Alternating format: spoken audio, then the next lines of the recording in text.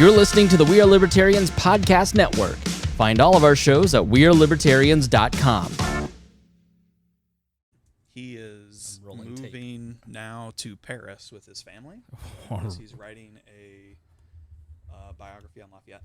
Really? First real, good, comprehensive, full life biography of Lafayette. That's interesting. And so in order to, truly get to the first-hand archives, yeah, you'd have to live there.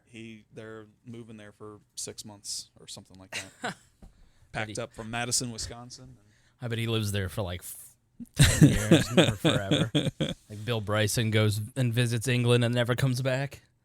Mm-hmm.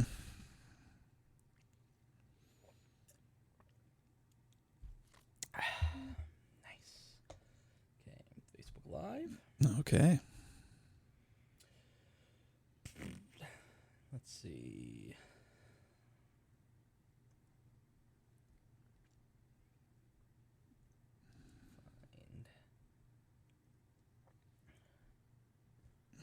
Find roots. Okay.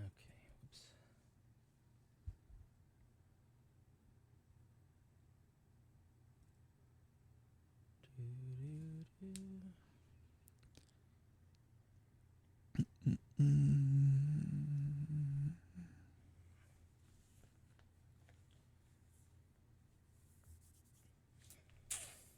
I'm not even on camera. The tragedy. Yeah, you definitely want more of you, less of me. I don't, though. I know. I'm always... that's good. That's good enough. Good enough. Surprise! We'll make sure Dakota is much better looking than both of us. I know. He's So got the for most later. prominent... he's got the most prominent part. Okay. So, I'm not going to play the intro music because this is a bonus episode. There's no need for pretense and showmanship on a bonus episode. So, obviously, my name is Chris Spangle, and this is We Are Libertarians, and this is Matt Wittlief. Matt, Hello. how are you? Doing well.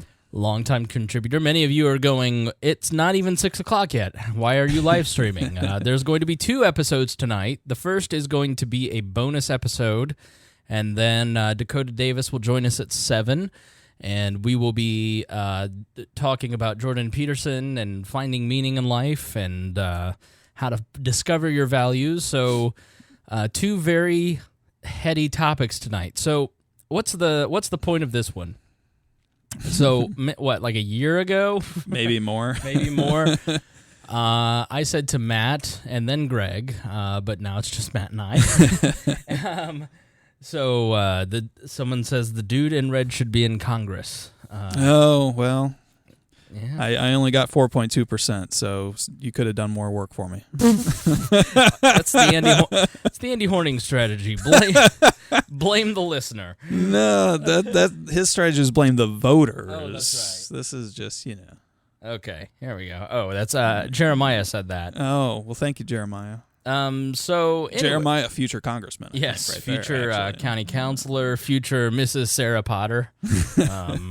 So let me turn this off so we don't hear us, so I can see the comments. So anyways, Jump in as well. so a year ago or so, I said, you know what I'd love to do is a series of podcasts called Defined, where basically we, no, Jared, the problem is that I can't see on one screen who's actually commenting, so that's why I didn't know who said it. It's like a fun little game.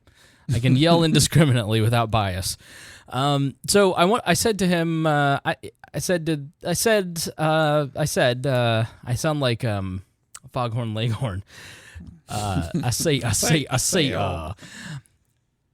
want to do a series of Well Defined where we basically give people in a short chunk of time history and basically like defined things. What does libertarian mean? What is the history of libertarian? What does conservative mean? What are the different strands of liberalism and progressivism? So we're going to do that. This is the first episode of that. But before we go and do those on the air and actually like give the definitions and declare things. I wanted to do a rough draft. So Matt and I talked the other day about, I hesitated on your name because in my mind I almost said Harry. I don't know why, like, I'm used to having Harry, like, next to me, even though it's been a month. So before we do that, I want to do a rough draft of the episodes because I want your feedback on them. Just you Patreon people, so this is a bonus for just you guys who donate $5, $10, $25, $100 a month. So if you are a Patreon subscriber, you get to participate in this process. So I would love to have your feedback. Email me at editor@wearelibertarians.com. I'll forward that on to Matt. You can make comments about it in the Dear Leaders Court for those of you who are $10 and above. If you're not, or if you want to make your friends jealous, go in the Facebook group, the big group, and say, I heard on this bonus episode this thing, and I'd like to talk about this. Oh, you don't know what I'm talking about? I guess you should be a patron. Shame your friends. That's what I'm saying. So I really want to lay a lot of this information out and then get some perspective from you guys, some critique. And this is by no means comprehensive. So we were talking about a lot of this. And a lot of it is like in Jonah Goldberg's book, the Suicide of the West, great book, but it's like 900 pages. Cato has something similar, and it's 30-hour audiobook. I forget, I think it's like Cato University. I'll have to look it up. It's really good. I want to say good, but it's very long. You could read Bernard Russell's History of Western Philosophy. Or if you want to go down to the common man, Will Durant's books on philosophy. I am looking for this, so please apologize, because I think if you enjoy this, you're going to like Learning About Liberty by Cato University on Audible. I think part of what this sprang out of was the early seeds of what we're suffering right now, was that people are arguing, and they don't have common definitions of anything. I would say that in Facebook arguments or arguments in the media or in general, there isn't an umpire. Like, everything's very chaotic. And so in terms of having political conversations, nobody's working off of a standard definition. Yep. Definitely. Right. Yeah. Sorry. Oh, yeah. Definitely agree.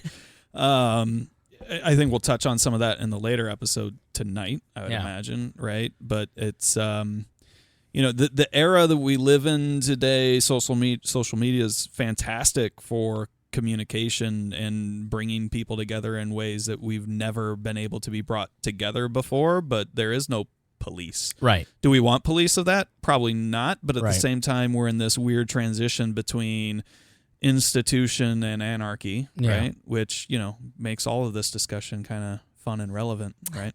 Yeah, we're in the middle of a shift. And so what a lot of tonight's I want to say well-defined, but I think it's just defined. I think defined the history of libertarian thought, part 1 is how I would put it. It's a shift from essentially a world where rulers exist to individuals, and I think we still have these fights all the time. I was talking to someone about communion. Okay, this is really a weird discussion, but she's Catholic and I'm not. All right, yeah. And I said, I am the type of person who doesn't believe that the worthiness of a person to take communion is between them and God. Mm-hmm. And you're saying the church makes that determination. Why would I add a third party in? And so it got me thinking about the role of the Catholic Church in our history, in our lives, in the history of Christianity, and in the West, where you had that third party who had declared themselves the arbiter of who was a Christian and therefore who could take communion, for instance. Yeah. And then, Protestantism and Martin Luther comes along and says, no, these people shouldn't have any authority over you. God is the only authority.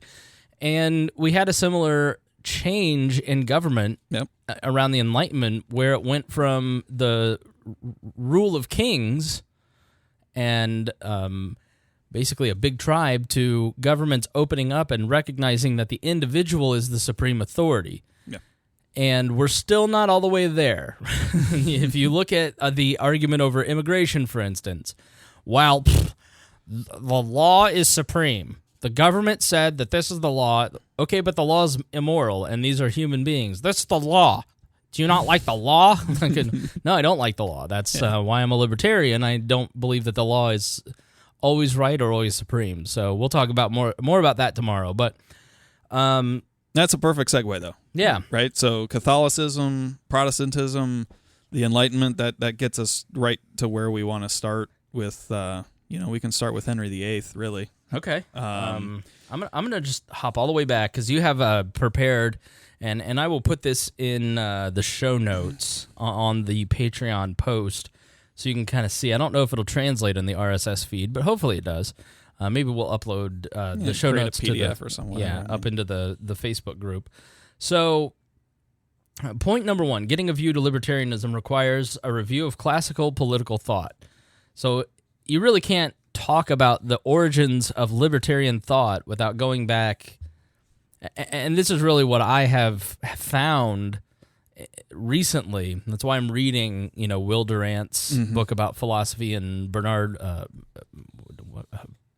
Russell's book on the history of philosophy, because you can't really understand modern philosophy without starting with Pythagoras and Plato and Aristotle. You have to go all the way back. You have to go centuries, even millennia of organized society being ruled by despotism or monarchism with minor exceptions. And as you put in your book, in your note here, I said book accidentally. Notably, trials of democracy in ancient Greece and republicanism in Rome, birth of political philosophy with Socrates, Plato, and Aristotle. Why were Greece and Rome so special?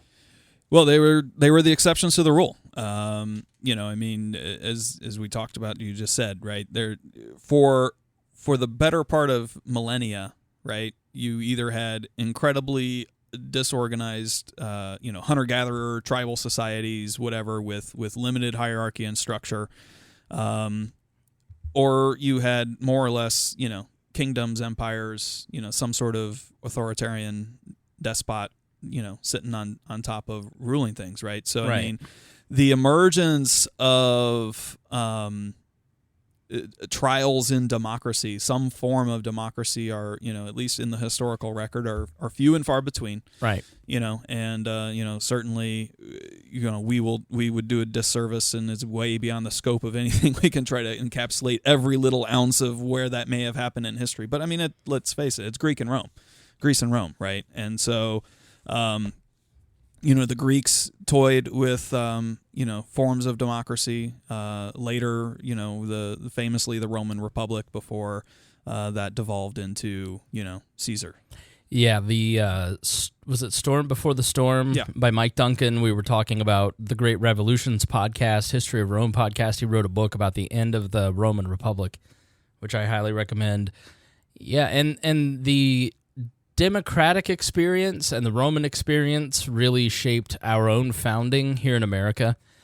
For instance, the way that in Rome the Republic was set up, you had the Senate, which was all the nobility, and then you had eventually the, I want to say Agrippa, but that's not right. He's one of the emperors. Yeah, I don't remember the name of the other. The agrarian. Man, I'm blanking on it. But anyways, it was the people's house essentially, and then you had the consuls, and eventually all of it kept getting perverted because people kept violating mos maiorum, the traditional norms of Roman society and politics, and class struggles began, and then eventually it all just starts blowing up. And so what the American founders tried to do was take that and learn from Grecian democracy and its breakdown, Roman democracy and its breakdown, the development of freedom and liberty through John Locke and others in the Scottish Enlightenment, and try and apply that to a governmental system, and that's how you end up with the American Revolution. So what came before those was tribal rule, by and large, and it was, basically one person at the top using violence to maintain their position, more or less, for the whole of human history. Yeah, more or less, and so, I think to limit this, the scope of conversation, really. American political history is obviously a direct antecedent of Western European political history, right? And political history necessitates the fact that there's, actually politics going on, right? That there is some form or structure outside of the rule of one, right? And so the conquest of England in the 11th century with William, and the setting up of what essentially became the English kingdom, is where a lot of this starts, right? And I think one of the best events that in the history of at least individualism or the fight against the king, if you will, or limiting the king's authority, is the Magna Carta, right? Which comes along a couple centuries later, right? There's a loose structure of checks against the king through council, through the fact that there are people who are have some sort of voice or say in terms of limiting the king's power, and in particular through taxes, most importantly, like through taxes, right? And so that lead up takes us up into Henry VIII, and his then separation from the Catholic Church, right, which begins to throw everything in England into a bit of turmoil. He dies without having, a lot of heirs. There's some succession issues. Well, he kept murdering anyone that wouldn't give him an heir. Yeah, so. Well, yeah, a lot of stillborn children probably had some issues with his health. And so there's Edward VI, I believe, who becomes the boy king. He can't rule on his own. He dies before he really comes of age, and the next in line is Elizabeth. Right. Well, there's a couple in between, but essentially, Eventually it gets to Elizabeth I. Right. There's I think two in between, but yeah, Mary Queen of Scots had a problem with Elizabeth being, and then this whole Catholic Protestant thing really took off. Correct, and that and then she's the Virgin Queen for 45 years, right, and has no heirs. Right. And so when she dies, there's another kind of succession challenge, and it defers to Mary of Scotland, who wants to return Catholicism after a long period of Anglicanism, the Church of England. And all of this essentially leads up to a new English Civil War in the 1650s, because the return of Charles I, I think, later as a Scotsman, as a Catholic, that has riled up the folks who, enjoyed Elizabeth's willingness to defer to Parliament at this point. Parliament now exists. And Charles is like, I'm not going to call Parliament. Right. So we have the English Civil War that begins to break out in the mid 1600s. Oliver Cromwell, all of the Roundheads and the Cavaliers, all that. Explain divine right of kings, because that's a phrase that I've heard a lot around the mid 1600s. Sure. So the divine right of kings basically is the notion that kings inherit their authority through God, right? That they are God's agents on earth to rule over God's people. And their authority is derived through God and not through the people that they rule. And the Catholic split, basically, King Henry VIII essentially says, I am the rightful king. I can do what I want. I'm God's authority on earth over my dominion, and the Catholic Church is a corrupt institution that is getting in my way of getting divorced. It's because he wanted to basically eject his first wife, a Spanish queen, and for Anne Boleyn, and then she couldn't produce heirs, so he kicks her to the curb. And that split is incredibly important because, obviously the Catholic Church develops over time, becomes immensely powerful. You have the Crusades launched over the course of many different periods. I mean, the church was immensely powerful. So the idea that King Henry VIII is splitting from the church is the thing about the Catholic Church, especially in this period. It carried people through the Dark Ages. You know, you can look at it and you can certainly say that it caused a lot of misery, but it did like any government. I mean, and it was a government in many ways, but it traces its founding back to, you know, on this rock I will found my church, when Jesus says to Peter, who becomes the first bishop of Rome, the first pope, and then from there it's off to the races. Constantinople is... Constantine. Constantine. Well, doesn't he change it from Istanbul? Yeah, the city is Constantinople. Right. Constantine basically founds the city, takes over the church, and that's where the church merges with government. And that's like what? 532 maybe? Yeah, so that's 500. 526, something like that. So we're now fast forwarding 1,000 years where the church is really the big institution that is governing everything. And King Henry VIII says, no more. I, the king, the government, am the authority, and the church in my dominion must submit to me. And that is really a foundational moment. And that split between Protestants and Catholics really sets the stage for the next for wars over the next few hundred years. And through war, I mean, war just robs a society of so many different things. And I think it helps accelerate the notion of freedom, because people are just tired of being jerked around by these dumbasses who are sending them to war all the time over their own political power, and we're here suffering. Can't we do something about this? Right. Yeah, and so the fight against then checking the king's power, right, and questioning the divine right of kings, becomes acceptable, right, at this time, and I think a variety of factors: the printing press, the Protestant Revolution, the having enough people not happy with the Protestant versus Catholic fight, or what have you, from not even believing that the rightful heir to the throne was placed on the throne. All those types of factors come together, leads to battle. You've got a series of back and forth through the late 1600s. Eventually, the crown is restored. However, it's restored with some significant checks, right? Okay. And this is where I think the modern political divisions really spring from this moment, in my opinion. Right? What time period? The left and the right. The late 1600s, probably.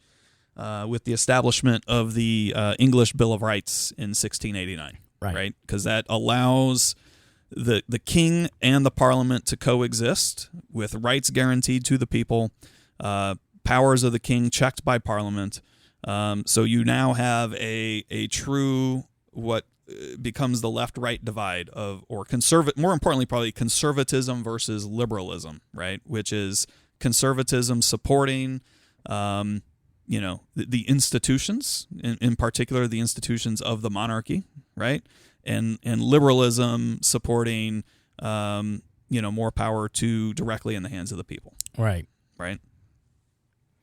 And so you talk about the Restoration followed by the Interregnum period with stronger parliament. Yeah, the Interregnum was right before the reestablishment of the crown that we just talked about, right? So the Restoration was the period right around the English Civil War, right? And then when Oliver Cromwell and the Roundheads win, there is a period called the Interregnum.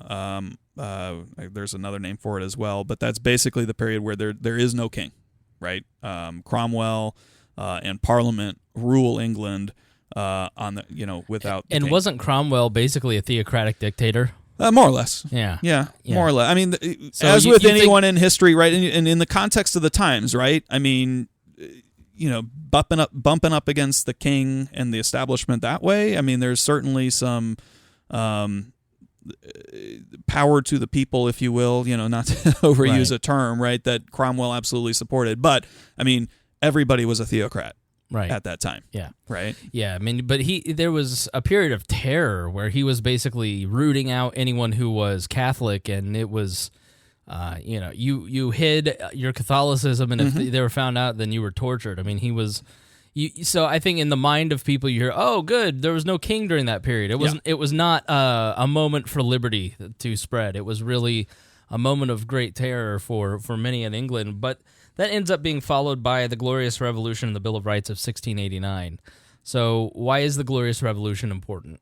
So the Glorious Revolution comes with the overthrow of King James of England, and then a unification of the English parliamentarians with support from the Dutch. William of Orange comes with money and troops, and they are able to come in and retake England from King James, and then establish William III with Mary. Now College William of Mary, right? In 1688, I believe, right? And then following that, kind of with that came the Bill of Rights, which basically was the understanding that the parliamentarians with the power from the Dutch, will support this new establishment of William and Mary, provided they also will give this Bill of Rights at the same time. So it's easy to look at the 1500s and 1600s, and I don't know, if you don't really study any of this in your mind, all of English and European history, it all kind of melds together. You're like, Constantine from 1563. It's like, oh, no, he was 500 right. BC, like AD. But this is an incredible moment in human history in the 15 and 1600s, where you have all this massive change very quickly, and I think we could learn a lot from it, to be honest, because you have these big events that we look back as history, and you have this new development in the printing press that is rapidly changing the way that people think and learn and spread ideas. All of a sudden, you don't have to be a monk carrying a piece of information 1,000 miles on donkey back in a very slow manner. You now can be that monk carrying a basket full of papers who can then spread, an order of magnitude of information. And so you have, Luther especially built the Reformation on the back of the printing press.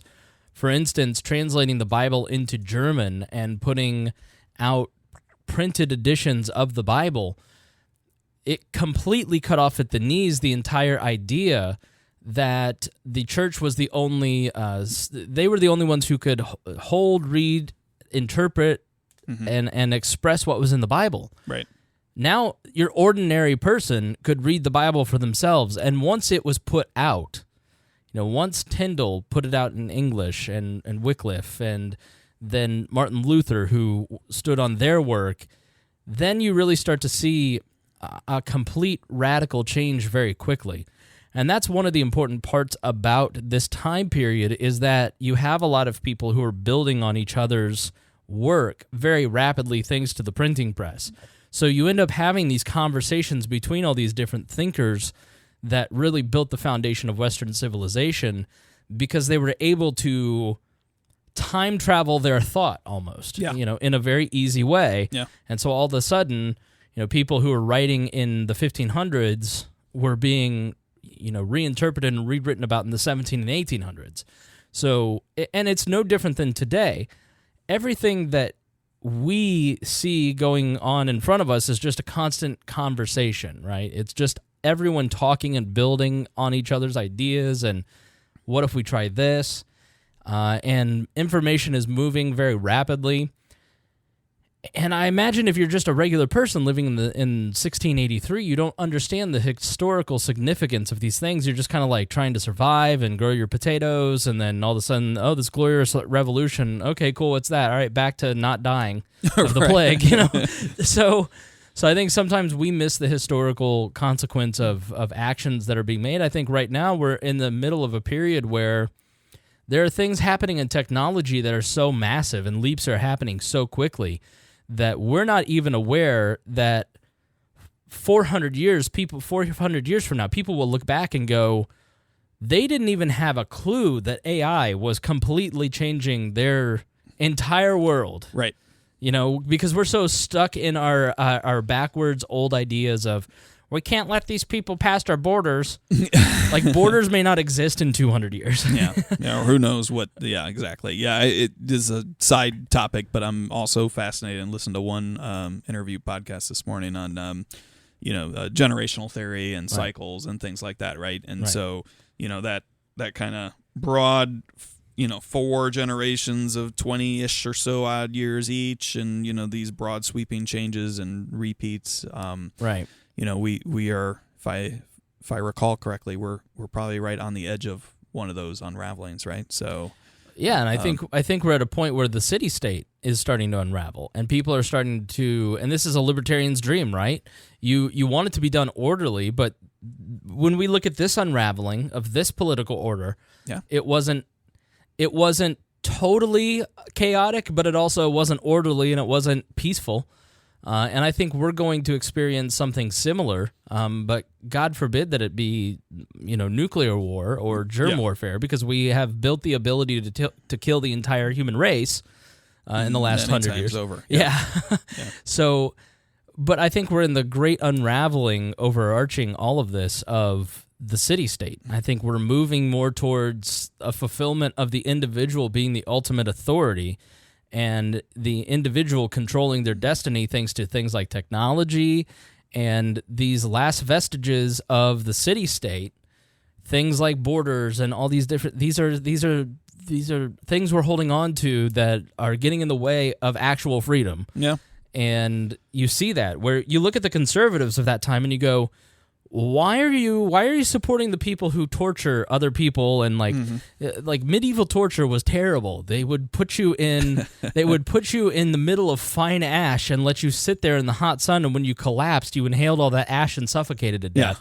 Or they'd put you in a big pot and then just overfeed you so you shit into the big pot, and then maggots eat you to death. And it lasts days. There's a lot of bad stuff. Well, that's not something I want to conserve. Yeah. Okay, so I think history really informs where we're at, and it makes you freak out about the current situation a lot less, because you really look at it and go, 300 years ago, we couldn't do this podcast. In fact, we would be growing what we eat. Mm-hmm. So, as I posted at chrisspangle.com, there is a video called iToaster where this guy basically builds his own toaster, and it takes years and it doesn't function, but it's the miracle of capitalism. So the veins that we see are liberalism and conservative start to grow out of that rapid change, and that rapid chaotic change starts to alter things in a very fundamental way. You fast forward to the Enlightenment.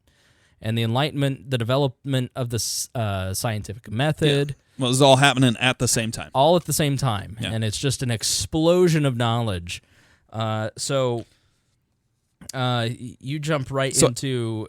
maybe we should talk about the Enlightenment a little bit. I think the thinkers area, right? The 17th century, you get some of the early works that kind of support and drive these thoughts, and some of them are decidedly not remotely libertarian or liberal in their own right, but they put forth certain ideas that set the foundation and the groundwork, right? So now John Locke is a mountain of a man in this kind of changing the way politics is thought of, right? So his treatises on government, in particular, a little bit less his essay on human understanding, and many of his other works are huge in terms of inspiring others. Later Jefferson and the founding fathers of America and other liberals, which in the classical liberal stream base a lot of their thoughts around Locke, because he says there's natural rights, right? He supports contract theory, things that go beyond, certainly beyond the divine right of kings. You've got John Milton and Thomas Hobbes, right? And then one that's a little bit lesser known, that I did some research on, right? But Algernon Sidney, right? And his book, Discourses Concerning Government, is, very libertarian, right? And early proto-libertarian in a lot of its thoughts of, that governments are, if you can, they're of the people, right? And if you don't like what the government is doing, then it's no longer of the people, and you have the right to abolish it, right? Like directly taken into the Declaration of Independence, right? Cool. And then obviously that leads to the American founding. All of this thought, the American founding. Basically, as you write here, liberalism dominates American political thought in the Revolution. Can you define liberalism as it existed in that time? Yeah, liberalism in that time was probably at its most basic level anti-monarchy, right? Okay. Supporting of the fact that that there's a social contract and that governments exist because the people formed the governments, right? The fact some form of democracy, representative government, a free speech, civil liberties, right? Free speech, free press, freedom of religion. All of these things encompass what is considered liberalism, or what we would today say as classical liberalism, right? Right.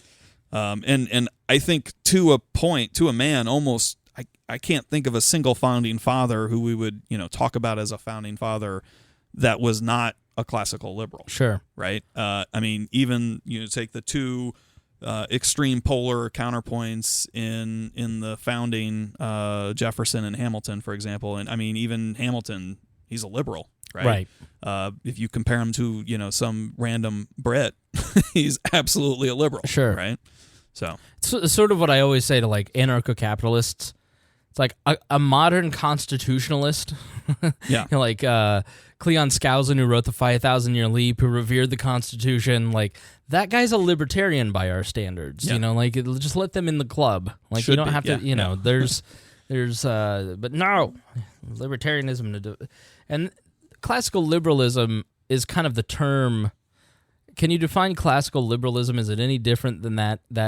I hear people like Dave Rubin calling themselves classic liberals, but I've never understood that to be different than libertarianism. Yeah, I think Am I supporter wrong?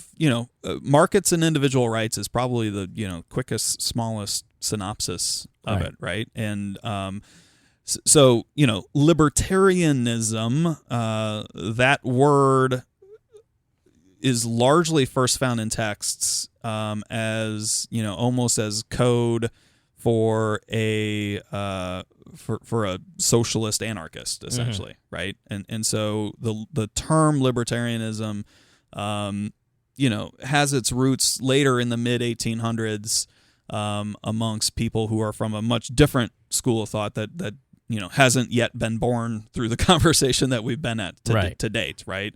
And so libertarianism in the U.S. context, again, we'll get to this a little bit later, right? When it becomes more into the conversation and consciousness in the 50s and the 60s, 1950s, 1960s, 1970s, right?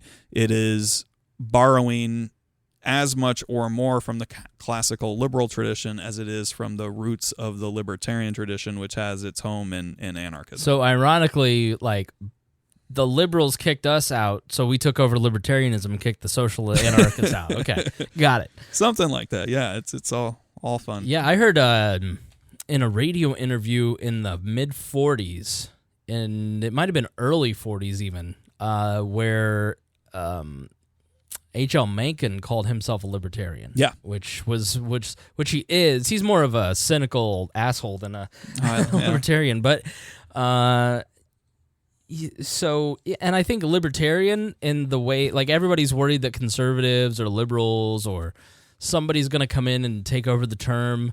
To me, the term libertarianism, the biggest danger to the term is that anybody who is anti-power, anybody who is anti-political power is libertarian. Like there, and I don't know if that makes total sense, but you see people like the alt-right. I'm libertarian. It's like, no, you're just you are anti certain powers of the state. Yeah, and you are for certain forms of political power, but you're not totally libertarian in that you may support the concept of free markets, but you really are just like a fascist who wants the current order to be brought down.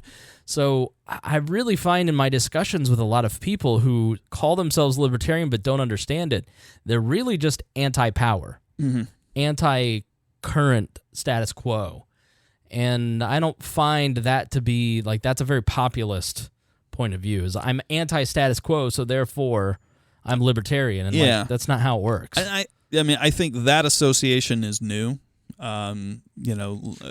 Libertarian is certainly not quite mainstream, but it's certainly far, far more mainstream than it was 15 years ago. Right.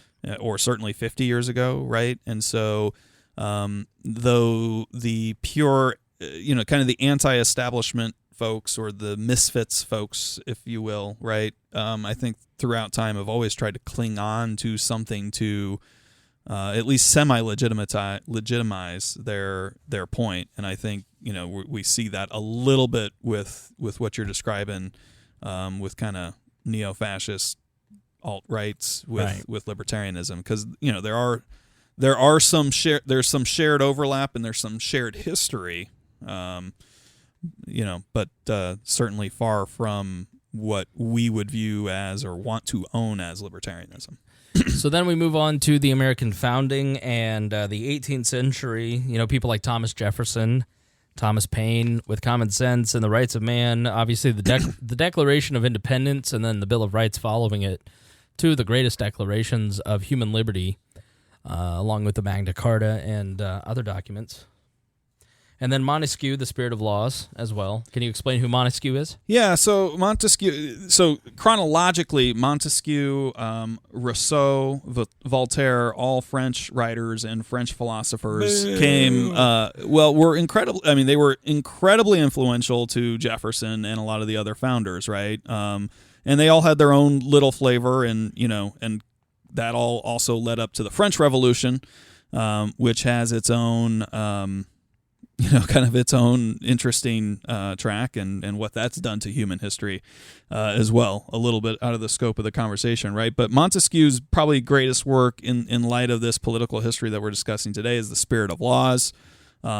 He argues that, you do need political institutions, but he was big on constitutional systems, separation of powers, preservation of civil liberties, ending slavery, right? So, he's probably much more, a little bit more Hamiltonian probably than Jeffersonian, but he was out on the edge in beginning to push things out from a liberal perspective. And then you've got Rousseau, whose biggest work was The Social Contract, right? Basically saying that thing I didn't sign. Okay. However, the basis of that is that all people are sovereign, right? Okay. You are individually sovereign, and you through that monarchs, he argued against specifically the divine right of monarchs because that power must come from the sovereign people, right? Right. So,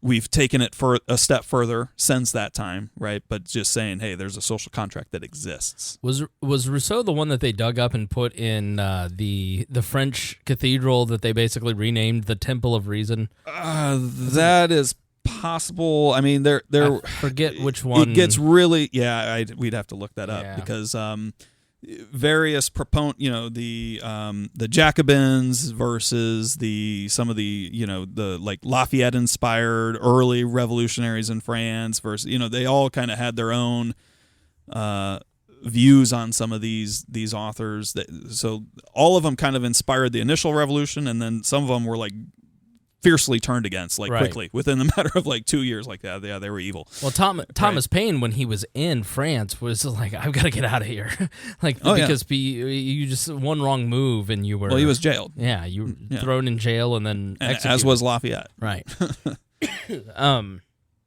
And Voltaire fits into that. Voltaire was just a voluminous writer, right? And less specifically about any particular work that he contributed to political discourse, but he was the epitome of the French Enlightenment. Big advocacy of freedom of religion, freedom of speech, very satirical and critical of the church in a big way, right? Right. And which largely represented power, especially in Catholic France. So yeah, a lot of this is me remembering things and then asking Matt if it's true. But the French Revolution was disconnected from religion more than the Scottish Enlightenment. Oh, absolutely. Yeah, it was much more religion is, let's turn away from religion and focus solely on reason, whereas the Scottish Enlightenment was mostly about the individual and reforming government power. Yeah, and I don't know the Scottish Enlightenment as well, but I have recently done some listening and studying on the French Revolution, and yeah, there was at points in the French Revolution a very sharp anti-church component of it, to the point of clergy being imprisoned or executed, and through like the terror of Robespierre, etc. Hence renaming the temple the Temple of Reason. Yeah. And Adam Smith fits within that Scottish Enlightenment. Adam Smith wrote the He's Wealth English, of, but yeah. Yeah, it's all the same thing. But that's like that general that was term published around the same time. I think Right. 1776, in fact, if I remember correctly. That provides a major, from an economic perspective, which most of what we've been talking about from the Enlightenment, the individual rights and liberties, right, kind of speaks to the social side of the kind of the political scale, if you will. We haven't talked a lot about the economic scale. So Smith's contribution in the Wealth of Nations was one of the first major economic works that kind of fueled classical liberalism. Adam Smith was Scottish, by the way. Scottish, He was, there you go. yes. Not English. Okay, I should have just said British or something. Amongst Scottish thinkers and scientists of the period were Francis Hutcheson, David Hume, Adam Smith, Douglas Douglas Stewart, Thomas Reed, Robert Burns, Adam Ferguson, John Playfair, and James Hutton. So, that's I knew I wasn't wrong. How dare you, sir? So then we go on. You said French, though. I know. So then in the 19th century, John Stuart Mill and On Liberty was an important work. Yeah, I mean, On Liberty is, really considered, again, one of those seminal documents, right? So I've got, one bit here, if the action would so great, basically saying that government should be limited to only perform the things that cannot, that explicitly cannot be better done by the individuals, right? And that's all obviously open to some interpretation, right? But he put forth, quite a large treatise in that regard, right? Kind of trying to argue and set up exactly why the individual liberty needs to trump government power, state power, right? At that same time, right around that same time, this is now mid 1800s. Bestat and the Law, out of France now, is another influential, very influential work around, what the nature of the law is, like what fundamentally is the law, what is the state, right, and how it is essentially its power, its if you wield the law, then that ends in, that's the monopoly on force, basically, right? So, big in the libertarian circles. Going back to John Stuart Mill, I would say he was the first libertarian autist.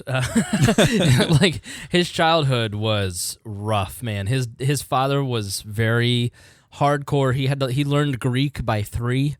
At the age of 8, he had read Aesop's Fables, and had read all of Herodotus. Wow!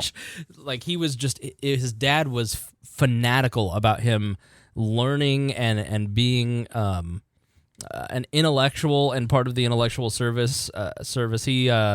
He's got a fascinating history, but just an incredibly brilliant person with a very broken life. Mm-hmm. He was not allowed to play with anyone his own age. He was completely isolated as a child, and he was given books to read. There you go. And so he was just very awkward. But very interesting guy if you learn about. Who would have thought that would happen? Yeah. Wow, you don't let your child socialize and then it becomes a reclusive shut-in at the end of his life. No way. Jean-Baptiste Say is someone that I have heard of, but I have no idea what he did. Yeah, an economist. Again, there's not the one work here. The treatise on political economy is cited as being somewhat fundamental, but there's not one great insight that I would necessarily pull out of that. But another later Frenchman in the 19th century, and much more on the economic side of free trade and competition, lifting restraints on business and such like that. So I think the key at this point in history, right, as we move into the mid 1800s, is in the United States, more or less, kind of in this European Western definition of the political system, the U.S. is still like liberal almost across the board, right? There's not, you can talk about, Lincoln using power or what Henry Clay wanted to do with the American system and things like that, but at the end of the day, they're still pretty liberal, right? Your average person living in the Indiana Territory or the state of New England, the state of North Carolina, I meant to say. Right. Like they don't have a lot of contact with government. It's very local government at this point. Right. Yeah. I mean, there's not let's institute a monarchy in the United States, right, or anything like that, right? So, obviously the biggest push and pull in the U.S. at that time is slavery. Yeah. Right. So, in Europe, however, you have a series of the king abdicates and is overthrown, and there's a revolution. Oh, now the king's reinstated, and there's this war and that, and all this, and so there's very much a left and a right that retains throughout the early 19th century in mainland Europe and in England. So throughout Europe.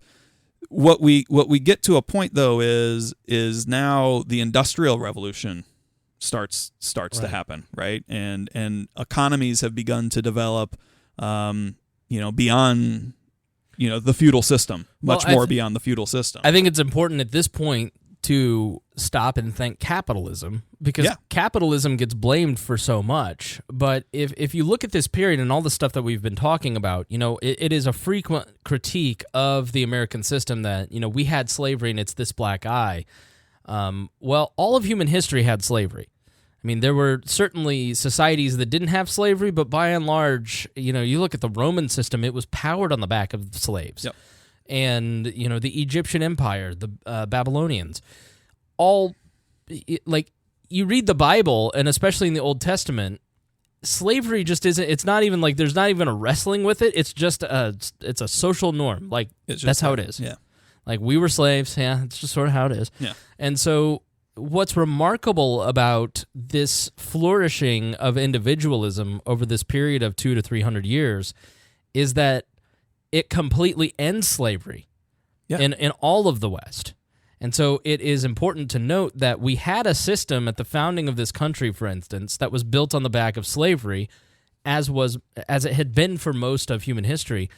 And then it flips to the idea that people can exchange their labor for money. Yeah. Instead of your labor is completely owned by a slave owner, you now are a worker who is employed by someone, and you can sell your labor to different people. Mm-hmm. Before this period, you were owned by someone and gave all of your labor over to some person. You were an indentured servant. You were a part of a collective that worked for a slave master, or you peasant, were just a serf, right? Just trying to exist. And so what you end up happening in the Industrial Revolution is the breakaway of the idea of your labor being owned by someone else and you owning your labor and selling that in exchange for money or for goods.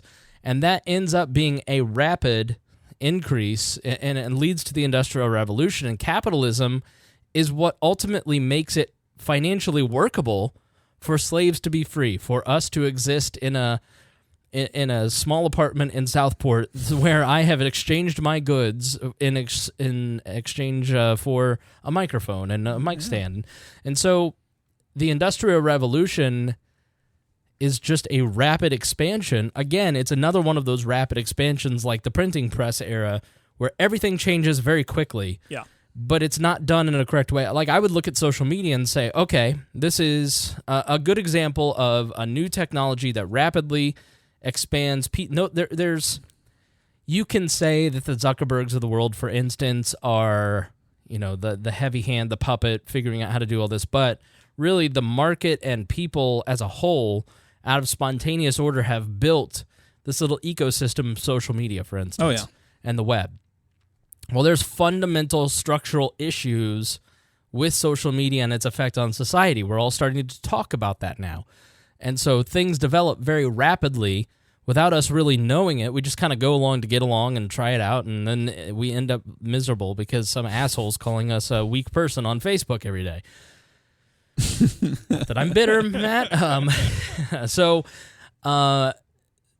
the Industrial Revolution is another one of those rapid expansions in human liberty in a very quick, short amount of time. Yeah, well, not just, human liberty, but it changes the structure of society in a massive way, right? The growth of urban areas, the city, factory jobs,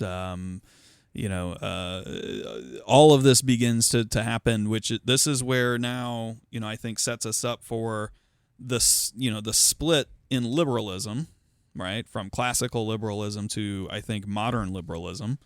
And it also coincides with the true anarchist schools of thought that also serve as, to a degree, foundational elements of modern libertarianism and anarchism, right? Right. So, and a lot of that's, I think based on the class struggle, right? I mean, so it's you've gone through this Enlightenment period. You've changed structures at the top. You realize, man, a lot of these people at the bottom are still not very well off.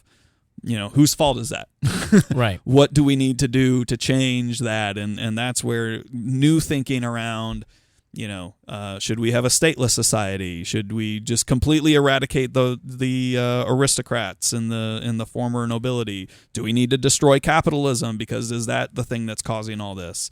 How do we help these people through social policy? What role does the state have in this? This is where all these debates I think really accelerate from kind of 1860, 1870 through, we still deal with it today, but I think that the turning of that up until like 1910-ish, pre-World War I, right? Yeah, this is also a time when you have like the Republican progressives in Teddy Roosevelt, later Robert La Follette. Right, or then to be adopted by Woodrow Wilson, and then FDR, and then LBJ, and Barack Obama, and you have the introduction of positive rights. I mean, it always kind of existed, but it really takes on a new form in democratic societies where the government, if the people exist, if the government represents the people, then it ought to take care of the people, especially the least of.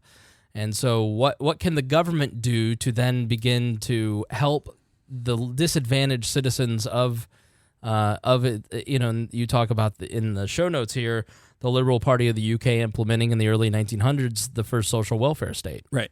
Yeah. So I mean, you also have an expansion of the voting franchise that's also happening through this period of time as a tenet of individualism. No, what does that mean? Letting more people vote. like who? Like not just rich white people. Right? I'm just kidding.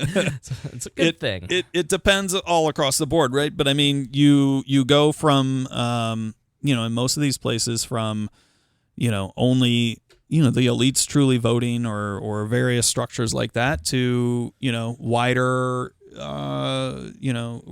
distribution of who can vote, right? Including now not just, all white males, but now in some places females and, former slaves and black people and, whatever, group has been, often on the edges of power are increasingly being brought in to have a seat at the table through liberal ideals, right? But what this creates then, or created then, I'd say creates still, is then the pressure politically to do things for these new voters. Yeah, the problem is that I don't know. The more I think through this and read and like look at the relationship of individuals to each other and the development of these different governments and how we got here, it's all tribal structures. Like, I don't think that we've ever really gotten away from that tribal nature that we were all existing in, even 500 years ago, but 3,000 years ago. We've just now taken the tribal structure and applied it to 360 million people, and that's untenable. Right. And that's why libertarianism is the only right option, is because it allows you then to build your own tribe, and you basically agree whether or not you want to be a part of this group, and then that is the structure. Yeah. And then you don't have the inherent conflict between these different groups like we do with modern government, where we still have that nativist instinct to get on Facebook and fight with somebody who is a Trump supporter or is not a Trump supporter or a liberal or we got to own this lib here, because we are using the force of government really to inflict our ideologies on each other. But I don't think it's even that. I don't know. I don't think it's that well thought it's out. More tribal. It's literally like, you bad, you disagree with me on immigration. Right. Right. And so that's kind of why I haven't fully fleshed this out yet, but that really, to me, is why we are having such a difficult time in America, is because we have forced up the relationship with each other and our leadership to such a high level that we can't control it anymore. Yeah. So, I mean, does that make sense? No, it totally makes sense. And there's I think social theory, anthropological theory around what's a manageable group size and for self-governing and how that evolved into where we got in the very beginning of this conversation with the leader of the tribe, right, and eventually the king and things like that, right? So we are far beyond the population to manage that, but I think, as you also noted earlier, we're in a unique time technologically where I think we have tools that we never had before that can ease some of those things, that can facilitate collaboration and the blending of social groups, hopefully successfully, right? And I think we're struggling through that right now. There's a huge frustration because our leaders don't listen to us. Nobody's listening to us. We're just like, it's just like, I'm saying things, but you're not hearing me. And I don't know. I think it's the structure that we have is not working. Would you mind, as I set this up, letting get the door? Matt, get the door. It's locked. So, obviously, the progressive era of the early 1900s in the United States introduces the cancer of progressivism, where essentially the government becomes an institute of positive rights that starts to change things, and conservatism starts to adopt elements of classical liberalism and some of those factors, and it starts to take on more of the protector of the individual. How did that happen? How did conservatism come to mean classical liberalism or using the government to protect certain institutions like religious liberty? I think a lot of it came from the economic side of the equation. If you look at a lot of the early to mid 20th century thinkers who began to kind of re-adopt the classical liberal label, right? They were economists, or politicians or thinkers who talked about how free markets and laissez-faire systems of economics are where the boat is being missed, right? Right. By quote the left at this point, right? And so, your Hayeks and your Miseses and your Tafts and your Goldwaters and such begin to tap into the foundation of classical liberalism and try to adopt some of that into the right. Right. All right. Well, that seems to be a pretty fair summation. That gets us up to the current era. Excuse me. So we will leave it there. Again, we would love your feedback. If there's anything that you feel we missed, then please feel free. Like, hey, this guy's really important. Like, you forgot Hume, and you forgot, Shecky Spooner, Lysander Spooner, whatever it is. Yeah. Let us know. We'd love to hear it. So, all right. Thanks for joining us on this bonus episode, and we will talk to you soon. Thank you. Meaning like 10 minutes.